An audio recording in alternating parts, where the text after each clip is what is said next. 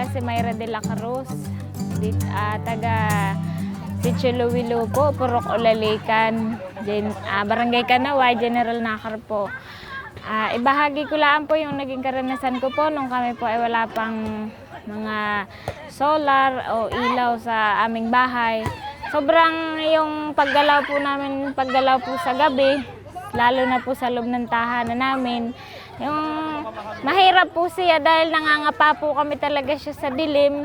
Tapos yung ano lang po, yung mga plastic lang po yung ginagawa naming pang ilaw. Tapos ay kung hindi po kami nakapamulot sa tabing dagat ng mga plastic po na ganun, ay talagang pandilim po yung aming bahay. Kaya po, ayun, nagpapasalamat po ako sa nagbigay po ng solar sa amin at malaki po yung pinag-iba nung kami wala pang solar at saka po ngayon na kami may solar na.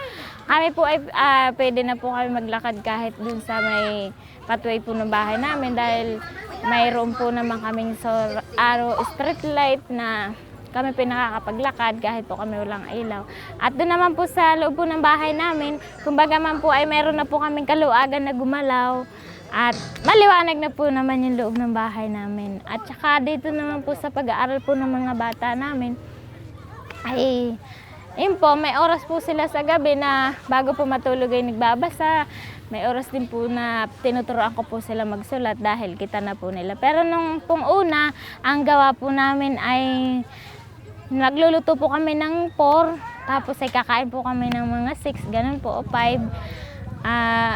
At pagpatak po ng alas 7, tulugan na po kami dahil wala po talagang, ayun nga po, yung mahirap pong bumangon, mag-ano man lang, dahil talagang pandilim po yung amin. Kaya maraming salamat po sa liwanag na hatid ng solar.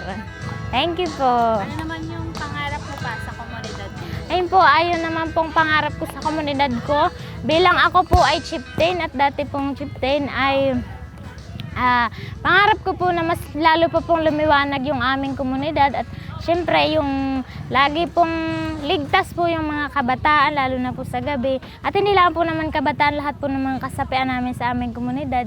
Yung sabi nga po, yung kaligtasan po ng aming komunidad yung akin pong laging hinahangad. Ayun po, salamat po sa liwanag ng solar. Maraming salamat po sa Global Peace Foundation na nagbigay sa amin ng kaliwanagan sa buong aming tahanan. Thank you very much po.